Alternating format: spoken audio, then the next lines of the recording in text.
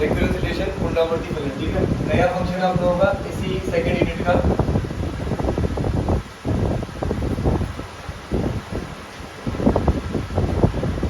रेक्यूरेंस relation, इसको हम लोग बोलेंगे क्या, पुनरावर्ती संबंध या फिर फलन। ये रेक्यूरेंस रिलेशन पुनरावर्ती संबंध, नया एकदम टॉपिक स्टार्ट होगा आप लोगों का। अब किस तरीके से इसको हम लोग यूज करेंगे, किस तरीके से इसको पढ़ेंगे हम लोग, ये चेक करें। क्लियर है। पुनरावर्ती संबंध हम लोगों ने संख्याक फलन पढ़ा है अभी तक, क्लियर है। संख्याक फलन क्या होता है, a0 a1 ar, इस तरीके से, मतलब ये सारा का सारा क्या होता है बेटा, संख्याक फलन। क्लियर है। लाइक मेरे पास लोगों को संख्याक फलन है इस तरीके से, न्यूमेरिक फंक्शन संख्याक फलन दे रखा है a0, a1, a2, a3 और कहाँ तक, ar तक। इस तरीके से मेरे पास कोई संख्याक फलन है।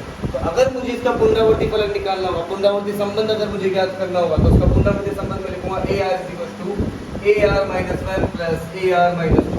इसका मतलब क्या होगा, जो पहले वाला भी पूर्ववर्ती होगा ना इसका, मतलब ये जो फलन होगा ये इससे संबंधित होगा और ये वाला इससे संबंधित होगा, मतलब सब एक दूसरे से संबंधित होंगे इसके अंदर, इसीलिए इसका नाम होगा पुनरावर्ती संबंध। मतलब अपने पूर्ववर्ती जो पहले वाले जो होते हैं ना जितने भी, उन सबसे क्या होता है, रिलेटेड होता है, उसको मैं बोलूंगा पुनरावर्ती संबंध। क्लियर है। ar is equal to ar minus 1 plus ar minus 4। इस तरीके से मैं लिख सकता हूँ ar इज इक्वल टू, यहाँ रहेगा बेटा ar minus 1 plus ar minus 2 plus ar minus 3। ठीक है। इसकी जो प्रॉपर डेफिनेशन होगी बेटा, वो हम लोग कैसे लिख देंगे, इसकी परिभाषा जो डेफिनेशन होगी इसको मैं लिखूंगा, सभी संख्यांक फलन, सभी संख्यांक फलन अपने पूर्ववर्ती फलनों से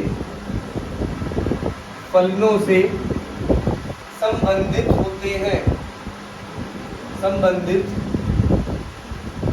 होते हैं, क्लियर। अपने पूर्ववर्ती फलनों से क्या होते हैं, संबंधित होते हैं।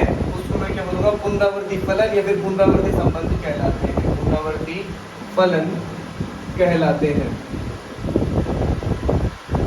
रेफरेंस रिलेशन हम उसको बोल सकते हैं, पुनरावर्ती फलन कहलाते हैं, फिर पुनरावर्ती संबंध कहलाते हैं। फॉर एग्जांपल के लिए आप लोग लिखोगे ar is equal to ar minus 1 plus ar minus 2, सब एक दूसरे से संबंधित होते हैं। अगर आप इन दोनों फलनों को जोड़ दोगे ना तो वापस से ar मिल जाएगा आप लोगों को, मतलब वैल्यू दी होगी आप लोगों को क्वेश्चन के अंदर। जब आप लोग किसी भी वैल्यू को यहाँ पर पुट करोगे, यहाँ पुट करोगे, वापस से आपको ar की वैल्यू मिल जाएगी। लाइक ar माइनस 1 की वैल्यू आप लोगों ने पुट की, ar माइनस 2 की वैल्यू आप लोगों ने पुट की, ar माइनस 3 की वैल्यू आप लोगों ने पुट की। जब इनको सबको सोल्व करोगे वापस से आप लोगों को ar मिल जाएगा, और इसी को हम लोग बोलते हैं रेकरेंस रिलेशन, पूर्ववर्ती फलन। सभी संख्याक फलन अपने पूर्ववर्ती फलनों से संबंधित होते हैं, पुनरावर्ती फलन कहलाते हैं। और फॉर एग्जांपल आप लोग इस तरीके से ये कंप्लीट लिख दोगे, संख्याक फलन लिखोगे, उसके बाद में इसके दो एग्जांपल आप लोग इस तरीके से लिख दोगे, होता है पुनरावर्ती संबंध। क्लियर है। इसके जस्ट आगे चलता है एक और टॉपिक, इसके बाद में आएगा अचर गुणांकों वाला, अचर गुणांकों वाला रेखिक पुनरावर्ती संबंध, रेखिक पुनरावर्ती संबंध, recurrence relation, of constant coefficients. Clear. अचर गुणांकों वाला रेखिक पुनरावर्ती संबंध, नोट भी कर लेना। अचर गुणांकों वाला रेखिक पुनरावर्ती संबंध आप लोगों के पास है, recurrence relation of constant coefficients. Clear है। अचर गुणांक आगे बेटा आप लोगों के पास में अचर, तो अचर मतलब कुछ ना कुछ अचर इसके साथ में चलेगा। क्लियर है। तो उस तरीके से अचर गुणांकों वाला अगर रेखिक पुनरावर्ती संबंध आप लोगों के पास में है, तो उसको आप लोग कैसे लिखोगे, लाइक इस तरीके से लिखोगे, C naught ar plus c1 ar minus 1 plus c2 ar minus 2 plus c3 ar minus 3 और plus dot dot dot dot कहाँ तक जाएगा, ck और ar minus k is equal to किसी फंक्शन के इक्वल होगा fr, उसको मैं लिख सकता हूँ, कोई सा भी फंक्शन हो सकता है, उसके इक्वल होगा c note ar plus c1 ar minus 1 plus c2 ar minus 2 plus c3 ar minus 0 plus dot dot dot ck ए आर माइनस के और इसी दोस्तों किसका होगा एक फंक्शन के एफ आर के इक्वल। और क्वेश्चन के अकॉर्डिंग जब हम लोग क्वेश्चन करेंगे ना तो हम लोग को बिल्कुल इजी हो जाएगा, तब हम लोग आराम से इसको समझ पाएंगे। आप लोग लिखोगे वेयर, जहाँ जो बेटा आपके पास होगा C naught comma C one comma C two comma C three comma delta delta C K, ये सारे के सारे क्या होंगे बेटा कांस्टेंट, जिनको मैं हिंदी में बोलूंगा अचर। क्लियर है, सारे के सारे मेरे पास में क्या हो जाएंगे अचर। और ये बस में तो ये था अपना अचर गुणांकों वाला रैखिक पुनरावर्ती संबंध। अब इसी के अंदर एक और आएगा समघात अवकल समघात रैखिक पुनरावर्ती संबंध, वो भी हम लोग करते हैं। अभी इसको हम लोग नोट करो। क्लियर है,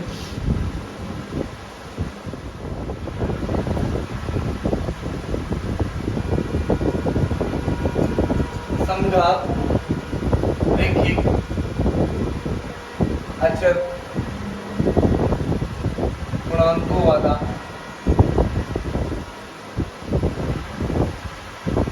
पुनरावर्ती संबंध। पुनरावर्ती संबंध समघात का मतलब होता है बेटा होमोजीनियस। होमोजीनियस की स्पेलिंग देख लेना एक बार, ओ यू एस होता है होमोजीनियस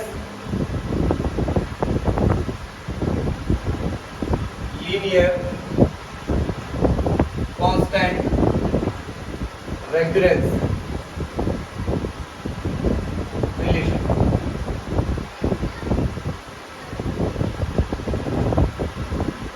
समघात रैखिक अचर गुणांकों वाला पुनरावर्ती संबंध। बेटा हम लोगों ने अभी जस्ट पढ़ा था अचर गुणांकों वाला रैखिक पुनरावर्ती संबंध।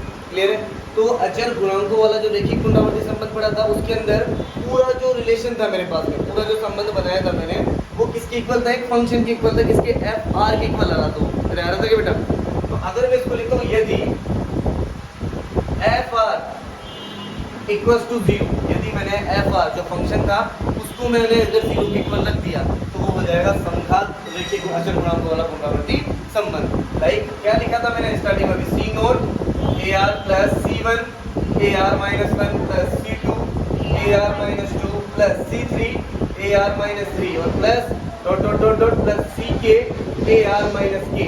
अगर मैं ये चीज लिख रहा हूँ और इसको इक्वल रख दिया मैंने किसके 0 के, तो ये मेरे पास में आ जाएगा समघात रैखिक अचर गुणांकों वाला पुनरावर्ती संबंध। क्लियर है, अब इसको अगर मैंने क्वेश्चन नंबर 1 दिया है, इसी के थ्रू मैं सारे विशेष जो मेरे पास में सारे सॉल्यूशंस होंगे ना इसी के थ्रू निकालूंगा मैं। मुझे कोई भी क्वेश्चन देगा ना वो मैं इसी के थ्रू सॉल्व करूंगा। अब कैसे करूंगा, लाइक उसके लिए आप लोगों को पहले सीएफ निकालना होगा। क्या निकालना होगा, सीएफ। अब सीएफ कैसे निकालते हैं, सीएफ को मैं क्या बोलता हूँ, कॉम्प्लीमेंट्री फंक्शन, पूरक फलन। इसको हम लोग हिंदी में बोलेंगे क्या, कॉम्प्लीमेंट्री फंक्शन या फिर पूरक फलन। अरे कॉम्प्लीमेंट्री नाम सुना हो आप लोगों ने पहले कभी, पूरक संपूरक कोण हम लोगों ने पढ़े थे उसी तरीके से। क्लियर है, तो अभी मैंने फिलहाल इसका नाम लिख दिया समघात रैखिक पुनरावर्ती संबंध का पूरक फलन। पूरक फलन क्लियर है, मैं लिख रहा हूं कॉम्प्लीमेंट्री फंक्शन, कॉम्प्लीमेंट्री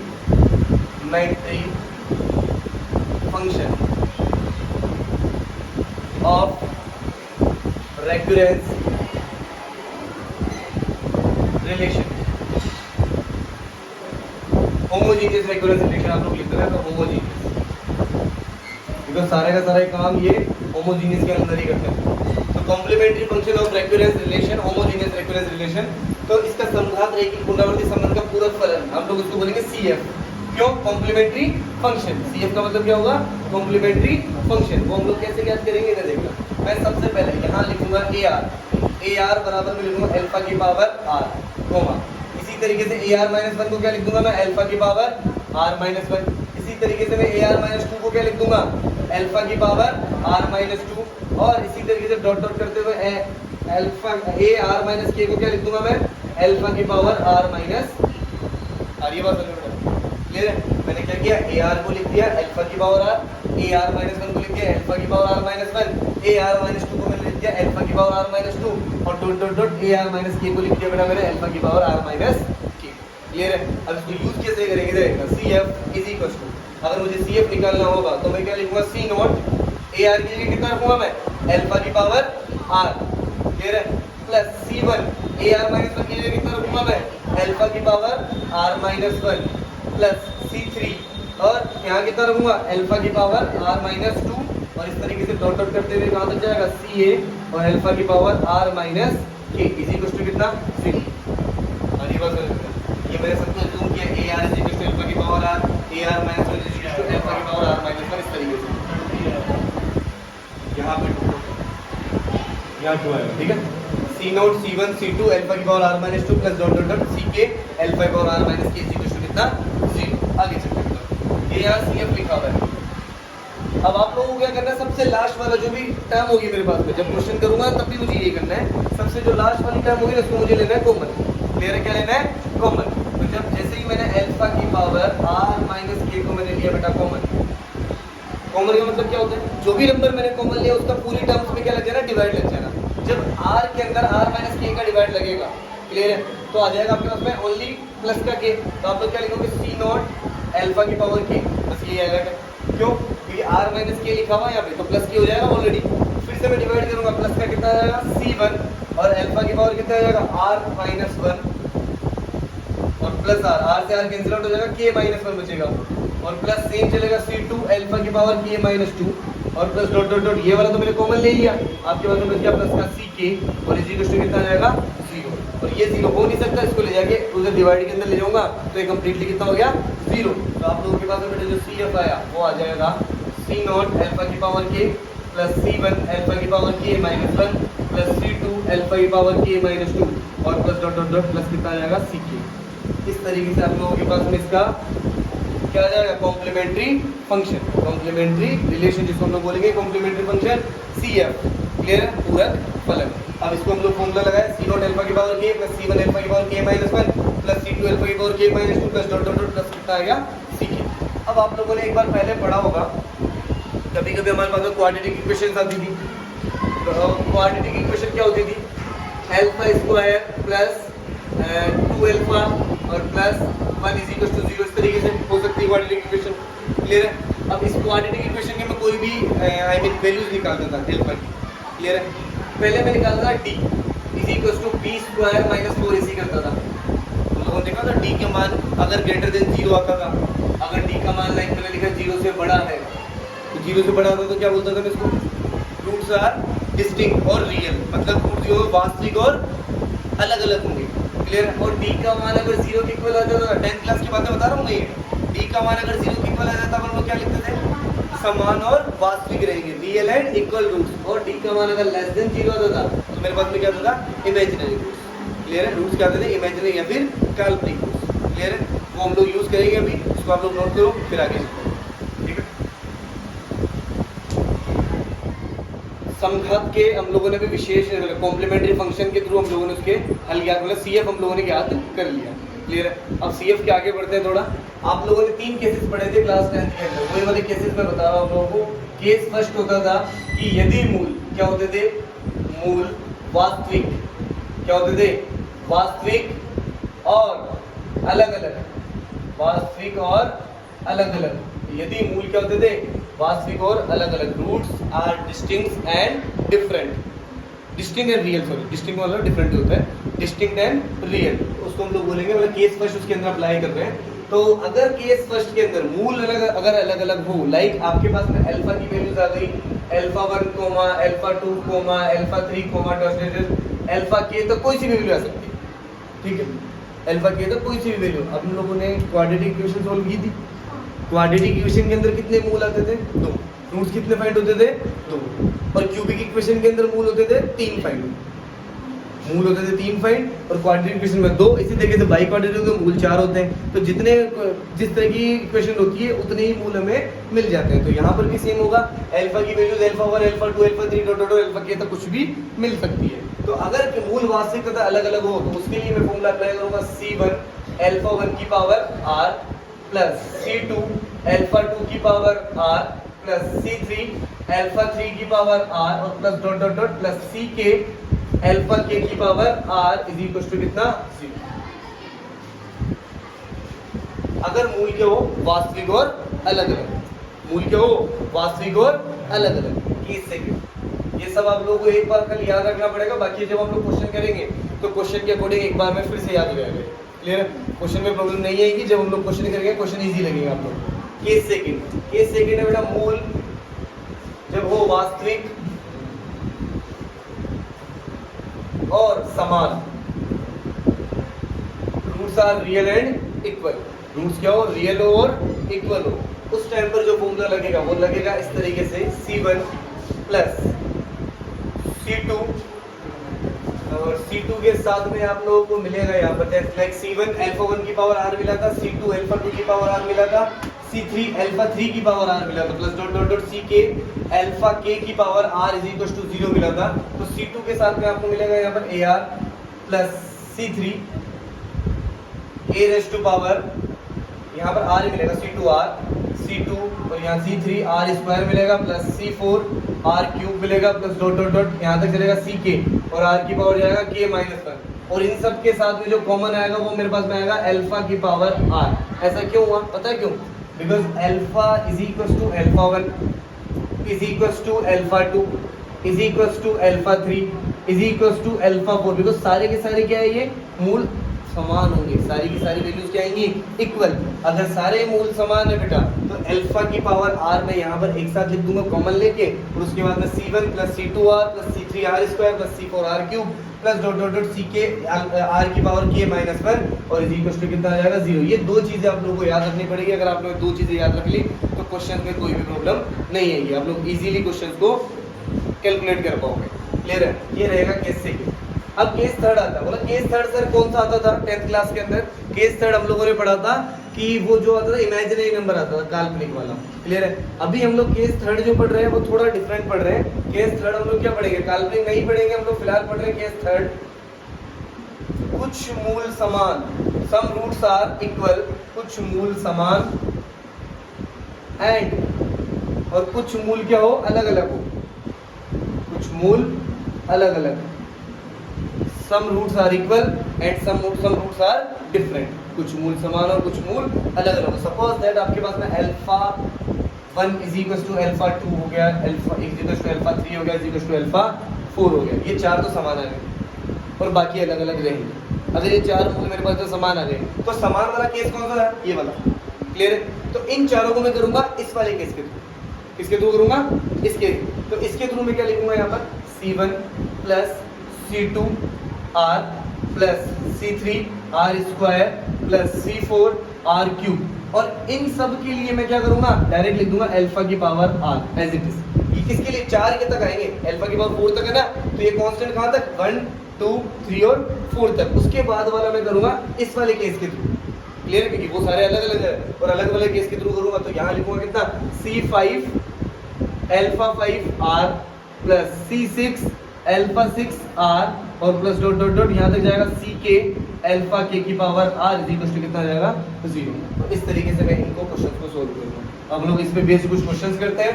आप लोगों को ये जो सारे केसेस है क्लियर हो जाएंगे।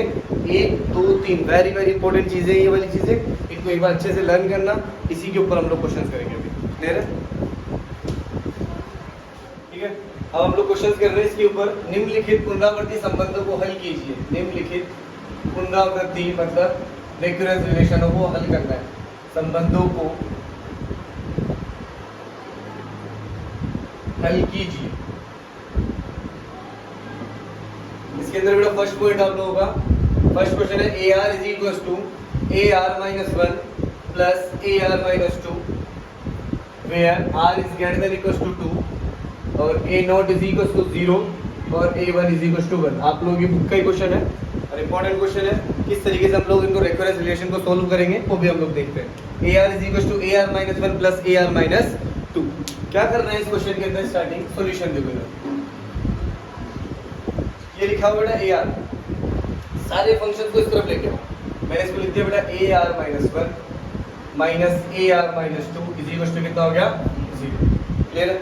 अभी मैंने बताया जब CF को हम लोग सोल्व करते हैं ना, जब भी CF से अगर हम लोग किसी भी चीज़ को सोल्व कर रहे हैं तो सबसे पहले मैंने बताया था कि इसको अल्फा के इक्वल मुझे अज्यूम करना है। क्लियर है?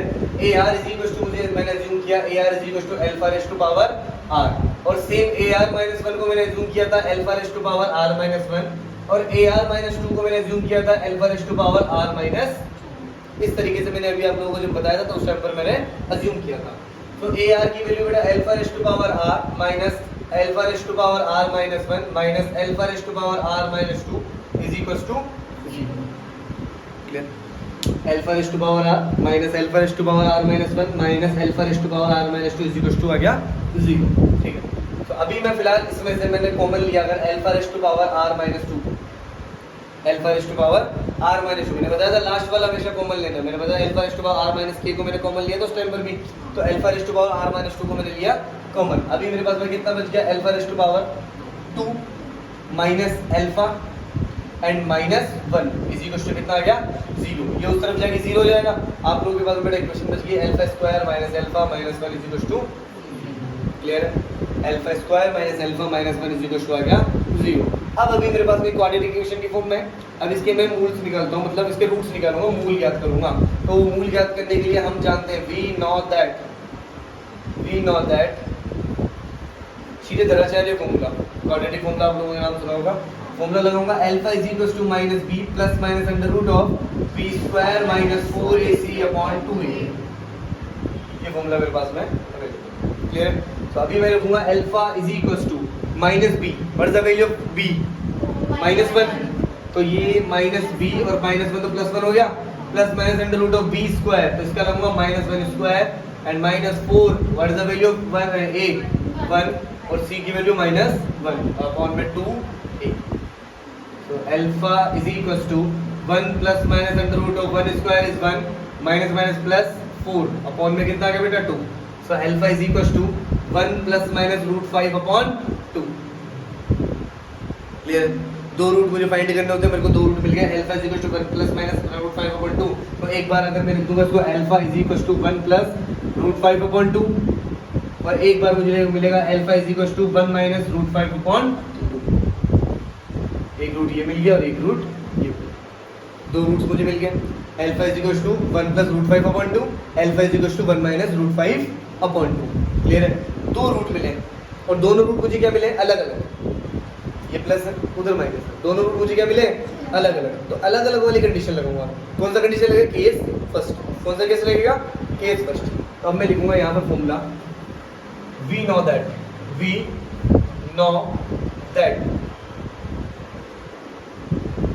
केस फर्स्ट क्या था मेरे पास में C1 अल्फा 1 की power r plus C2 alpha 2 power r plus C3 alpha 3 power r और plus dot dot dot C K alpha K power r is equal to 0। ये फॉर्मूला था। ओके, सो ये वाला मेरे पास में फॉर्मूला था। अभी फिलहाल मैं रखूंगा C1 alpha 1 power r plus C2 alpha 2 power r is equal to कितना आएगा 0, बिकॉज मेरे पास में सिर्फ और सिर्फ अल्फा की कितनी वैल्यूज है, दो वैल्यूज। अल्फा की वैल्यूज कितनी है 2, तो एक अल्फा की वैल्यू ये रही, एक अल्फा की वैल्यू ये रही, दो वैल्यूज है, इस वजह से मैंने यहाँ पर लिख दिया ये वाला चीज। अब मैंने लिखा C1 अल्फा 1 की वैल्यू कितनी है 1 प्लस रूट 5 अपॉन 2, तो यहाँ रखूंगा मैं 1 प्लस रूट 5 अपॉन 2 का पावर r और plus C2 1 minus root 5 upon 2 C2 and power r is equal to कितना आएगा 0। इसको मैं दे दूंगा इक्वेशन नंबर फर्स्ट। अब यहाँ से मैं C1 और C2 की वैल्यू पहले फाइंड करूंगा, उसके बाद में हम लोग इसके अंदर जब C1 और C2 की वैल्यू रखेंगे उसके बाद हम लोगों को मिलेगा फाइनल आंसर। उसकी वैल्यू फाइंड करने के लिए मुझे यहाँ पर वैल्यूज दी हुई है a0 is equal to 0, a1 is equal to 1। इन सबको पुट करके अभी वैल्यूज निकालेंगे, इसको नोट करो पहले हम लोग। ओके, सो अभी हम लोगों ने C1 एंड C2 ये वाली वैल्यू फाइंड करी इज इक्वल टू 0। अगर CF मतलब पूरक फलन इज इक्वल टू 0 होता है तो उसको मैं AR के इक्वल लिख सकता हूँ। तो समीकरण नंबर फर्स्ट को मैं ऐसे लिख रहा हूँ AR is equal to C1 1 plus root 5 upon 2 raise to power R plus C2 1 plus root 5 upon 2 इसकी भी पावर आ गई R। क्लियर है। इक्वेशन नंबर फर्स्ट उसको मत दो, इक्वेशन नंबर फर्स्ट इसको दो। क्लियर है। इसको मैं AR के इक्वल रख सकता हूँ। अब आगे चलते हम लोग। अब मुझे कंडीशंस दी है a0 is equal to 0, a1 is equal to कितना है 1। क्लियर है। तो अभी फिलहाल मैं वो वाली कंडीशन अप्लाई करता हूँ लाइक a0 का मतलब क्या हुआ r की जगह कितना आ गया बेटा 0, तो जहाँ जहाँ r होगा वहाँ क्या चला जाएगा 0। सो अभी मेरे पास C1 1 plus root 5 upon 2 raise to power 0 plus C2 1 plus root 5 upon 2 raise to power 0। a0 की वैल्यू कितनी है 0। ओके 1 माइनस, यहाँ माइनस, ठीक है। तो ए नोट की वैल्यू कितनी है 0, तो यहाँ रख दी 0 मैंने C1, एनीथिंग पावर 0 इज 1, किसी की भी पावर 0 कितना होता है 1, और उधर भी पावर 0 तो कितना हो जाएगा 1, तो C1 plus C2, I can write C1 is equal to minus C2, clear है, C1 is equal to minus C2। Now A1 is equal to 1 भी गिवन है, तो अभी मैं उसको यूज कर रहा हूँ A1, 1 मतलब R की जगह मैंने कितना रखा है 1, तो C1 यहाँ लिखा 1 plus root 5/2 raise to power 1 and plus C2 1 minus root 5/2 raise to power 1, clear है। अब आपके पास में C1 इज इक्वल टू कितना है माइनस C2, तो C1 is equal to C1 की जगह मैं कितना यूज कर रहा हूँ माइनस C2, मैंने C1 is equal to minus C2 लेने पर C1 की जगह मैं माइनस C2 यूज कर रहा हूँ, तो यहाँ लिखा हुआ A1 इज इक्वल टू, यहाँ C1 की जगह रखा मैंने माइनस C2 मैंने यहाँ रखा है, फिर आपके पास में रहेगा 1 plus root 5/2 raise to power 1 plus C2 1 minus root 5/2 raise to power 1, इस 1 के पावर को लिखना जरूरी नहीं है, ठीक है। आगे चलते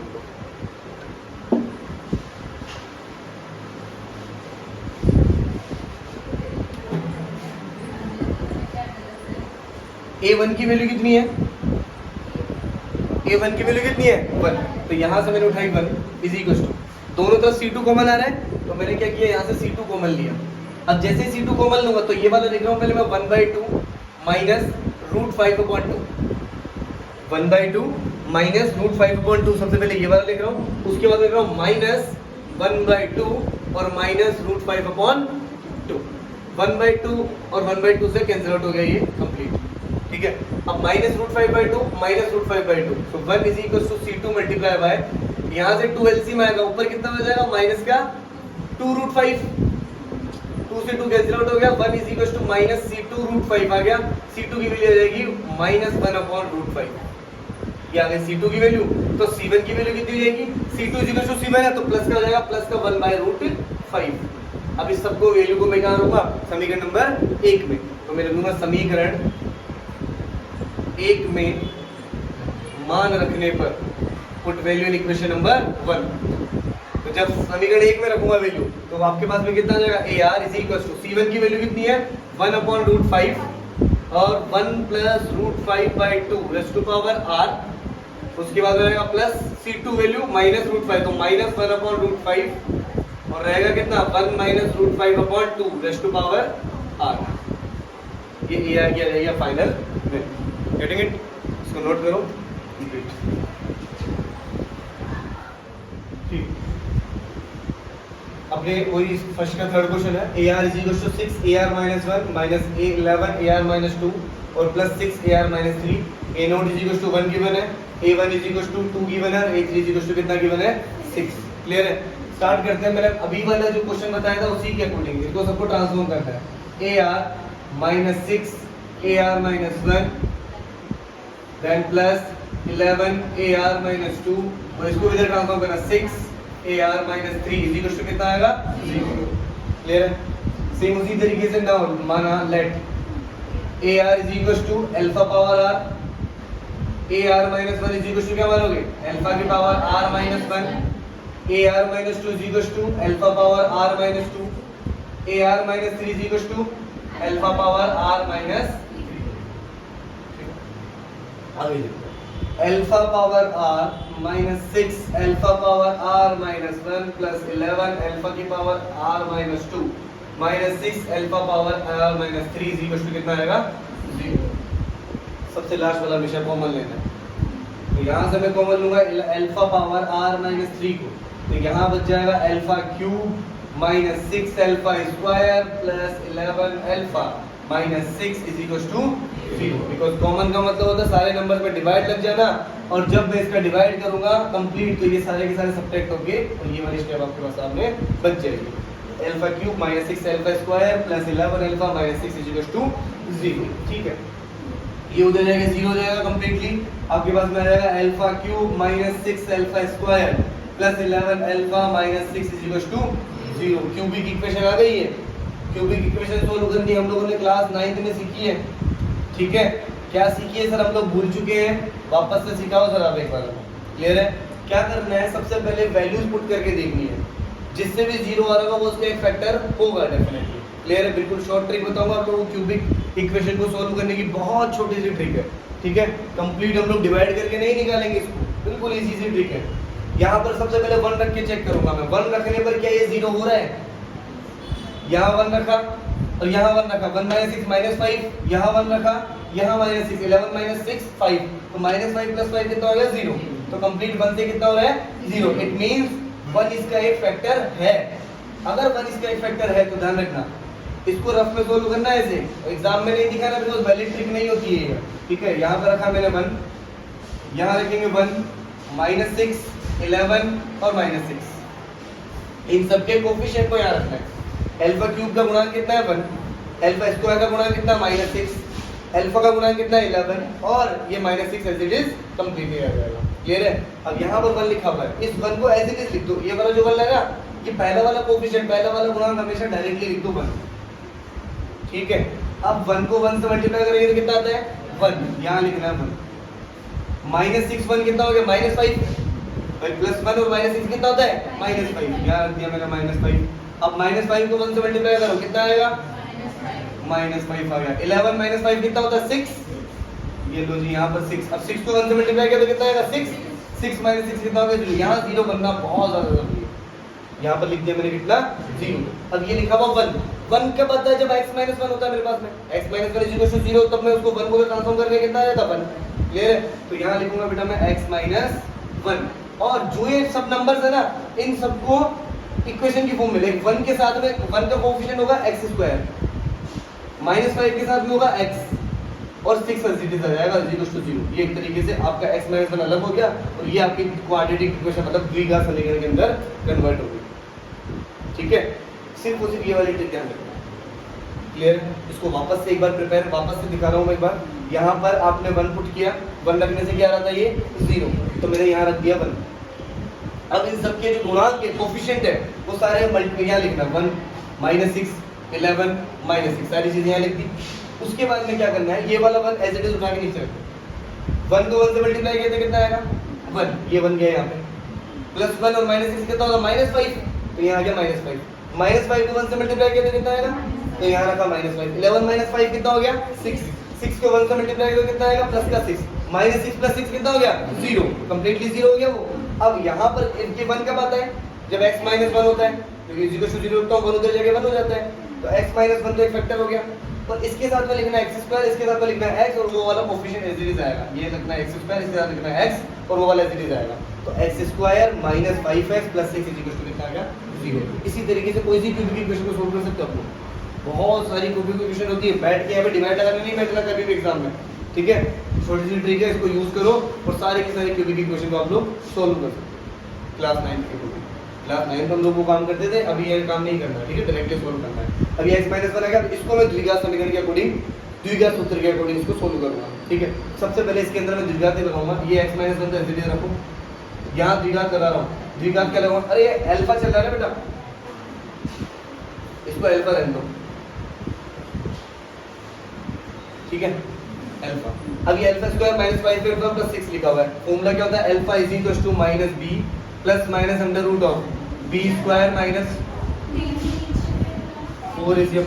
4 अगर इसको मिडिल टर्म स्प्लिटिंग से करता हूँ ना मैं, तो ये आएगा 6, कितना होता है? 3 दूनी 6 होता है, और 3 दूनी 6 होता है, तो उसके अकॉर्डिंग हो तो सकता ही है। ठीक है, लेकिन फिर वही बात है, प्रॉब्लम क्रिएट नहीं हो जाएगी। ठीक है, देखते हैं, नहीं होगी। हाँ, अल्फा -1 यहाँ आ जाएगा, और इसको लिखेंगे अल्फा स्क्वायर -3α और -2α और +6 कितना आ जाएगा? 0। ये अल्फा -1 आएगा, इधर अल्फा स्क्वायर -3α कॉमन क्या आएगा? कितना हो गया? अल्फा -3। इधर दोनों में से -2 कॉमन आएगा, ये भी कितना हो जाएगा बेटा? अल्फा -3, और कितना आ जाएगा? 0। और आगे चलते हैं, तो ये आ जाएगा बेटा अल्फा -1 और अल्फा -3, और आ जाएगा बेटा अल्फा -2 कितना आया? 0। ठीक है, अब इनके 3 मूल मेरे को मिल गया। अल्फा बराबर एक तो मिल गया 1, एक मिल गया 3, एक मिल गया 3 वैल्यूज मुझे मिल गई। अल्फा 1, 3 और 2, और तीनों अलग अलग मिले हैं। कौन सा केस मिल गया? Case number 1। और केस नंबर 1 क्या रहता है? मैं देखो यहाँ तीनों मूल अलग अलग है, तीनों मूल अलग अलग है। तो अतः आप लोग लगाओगे इसके अंदर क्या लगाओगे, C1 अल्फा 1 की power r plus C2 alpha 2 की power r plus C3 alpha 3 की power r is equal to कितना आएगा 0। पूरा के तक नहीं जाना, क्लियर। तीन मान है तो तीन ही वैल्यू लगाओ। C1 अल्फा 1 तो C1 अल्फा 1 की पावर 1 की पावर कितनी आ गई r प्लस C2 अल्फा 2 कितना 3 की पावर r प्लस C3 और अल्फा 3 की वैल्यू कितनी है 2 और 2 की पावर कितनी आएगी r इज इक्वल टू 0। ये C1 1 की पावर r बनी रहेगा, कुछ भी मतलब कोई भी सोल्व करता है उसको करोगे C1 प्लस 3 की पावर r C2 प्लस 2 की power r C3 is equal to इसको AR के इक्वल लिख दो, क्लियर। इसको तो इक्वेशन नंबर 1। अब मुझे क्या करना है, C1 C2 और C3 की वैल्यू निकालनी है और सारी की सारी इसके अंदर पुट कर देनी है, क्लियर है। और ये सारी वैल्यूज निकालने के लिए मुझे उसमें कंडीशंस दे रखी है। तो स्टार्ट करते हैं हम लोग सबसे पहले now.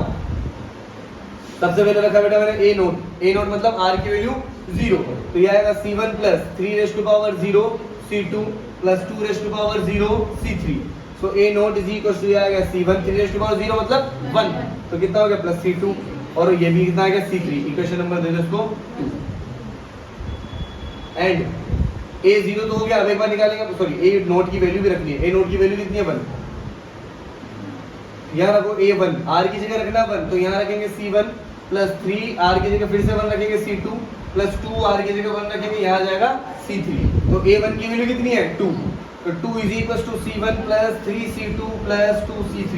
Equation number 3 getting it. और आगे चलते हैं and A3 is equal to C1 plus A3 की वजह ना, हाँ ठीक है A2 हुए A3 हो गए। क्वेश्चन को कंफर्म करते हैं पहले बार। क्वेश्चन लिखा हुआ है A3, ठीक है। A3 लिखा हुआ है तो हम लोग लिखेंगे C1 एज इट इज और 3 रेज़ टू पावर 3 C2 और फिर लिखेंगे plus 2 raise to power 3 C3। Getting it. A3 की वैल्यू कितनी है 6 is equal to C1 plus 3 का क्यूब 27, तो 27 C2 और प्लस 8 C3। Question number 4। अब आप लोगों ने एलिमिनेशन मेथड पढ़ा होगा, विलोपन विधि क्लास 10th में।